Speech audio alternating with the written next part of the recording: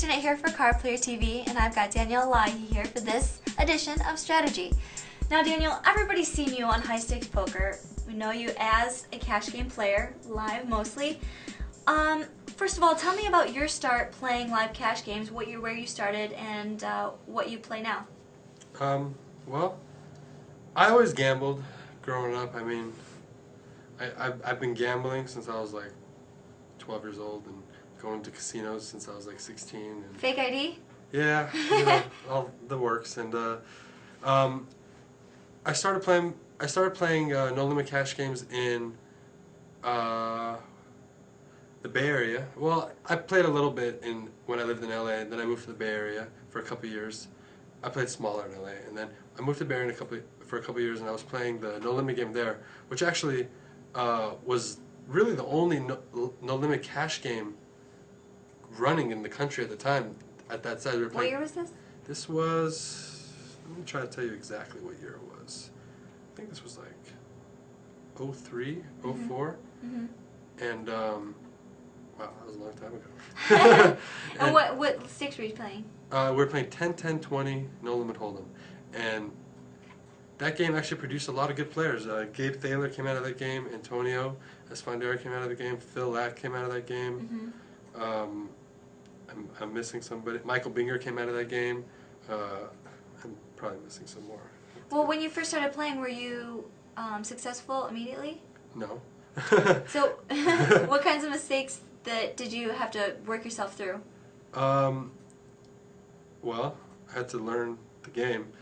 I thought I was good because I beat all my friends, but I realized eventually that I wasn't that good. I remember when I first read Doyle's section in Super System, Mm-hmm.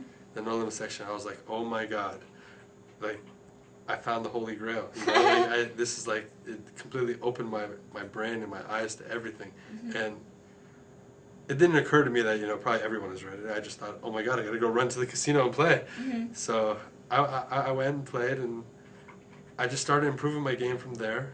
And then I moved back to Los Angeles and continued playing there, and then I went to the World Series in 04, and I cashed in the main event, and just kind of went from there, I guess. Yeah. Okay. Now, most of the time when you do play cash games, you do play live, right? Yeah. That's correct? Play live and online. Online, too? Okay, well, what advice would you give to players who want to play live cash games for a living? What was the hardest thing for you to adjust to as a professional? The biggest obstacle, I think, for most professionals, I mean, some people don't have this problem, but it's really hard to balance life and poker. Mm-hmm. Because to be really good, you almost have to you have to have a real passion for the game. You have to love it. So it's hard to not play a lot. Mm-hmm. It's a real struggle, and it's, you know, but if you can balance is the most important thing. Also, as far as when you're actually at the table playing, you really want to just pay attention to your opponents. I mean, I know everybody says it, like, you know, watch your opponents for the first 30 minutes, blah blah blah blah blah, but it's really important. You want to try to follow their thought process. Mm-hmm. I remember when I used to play a lot, I used to make a conscious effort to, when I sit down, try to see, because, you know, I always assumed that since I devoted my life to poker, I knew more about poker than my opponents did, because I was playing smaller games. So I wanted to see each individual opponent, how much they knew about poker, and play based according to their knowledge. Because there's no sense of going to the 7th level if they're only on the 2nd level. Right. So I try to, just based on the way they play with their chips, based on the way they talk about hands, mm-hmm. based on the way they even say, name hands. You know, you can get little bits of information and see how deep their knowledge of poker is, and you can just play them that way. When you treat it like that, it just becomes a game of the minds.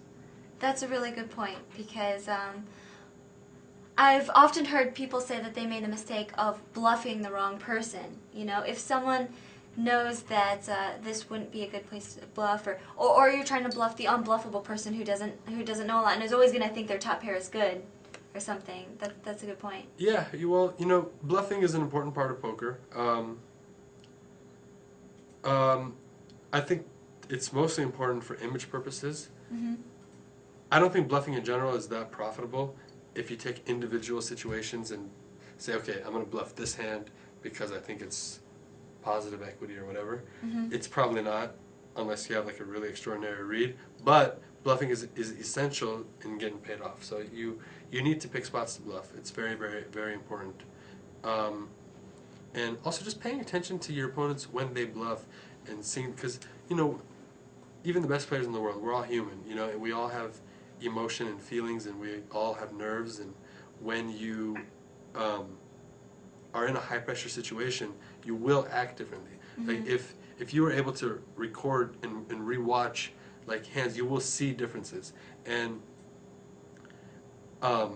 something that I do when I'm playing cash games is when I'm watching a hand, I can almost remember the hand and like replay it like a video in my head.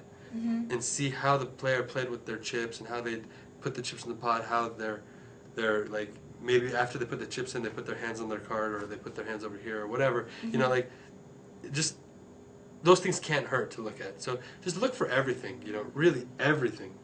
There's so much to look for. Definitely, that's a really good point. How did you learn to mask your own tells and mannerisms? I still feel like I think everybody is aware of their own tells, because if you're conscious, because you know you're actually playing, you're like, oh man, I just did that when I did this the last hand, like, but I don't know, I don't think I've mastered it. I think I probably do give off stuff from time to time. Mm-hmm. And I think since you're everybody aware does. of it, you can kind of do the same thing when you want someone else to think you're doing the same Yeah, thing. it's always nice. It's always fun when you're playing against a really good player Mm-hmm. that you know is looking for that stuff, Mm-hmm. and just to like go through the levels with him and just go reverse, reverse, reverse, reverse.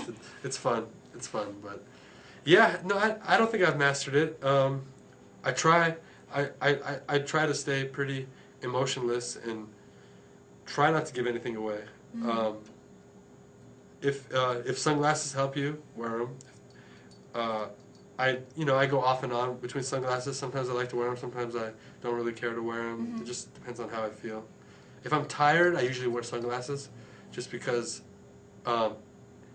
it's easier to, because when you're not wearing them, it takes more effort to like mask your tells and you just to stay consistent. Mm-hmm. So when I'm tired, I usually wear them so I don't have to worry about my eyes. Mm-hmm. And also I like to look around a lot, and I don't necessarily want the player in like the 7th seat to know what I'm looking at when I'm looking this way, you know? Mm-hmm. That's a good one. So yeah. Alright, that's all great advice. Hopefully live players who watch this will definitely put some of that to use. Thank you so much. Cool, thanks, Christy. Christy Arnett with Daniel Alaei for Card Player TV.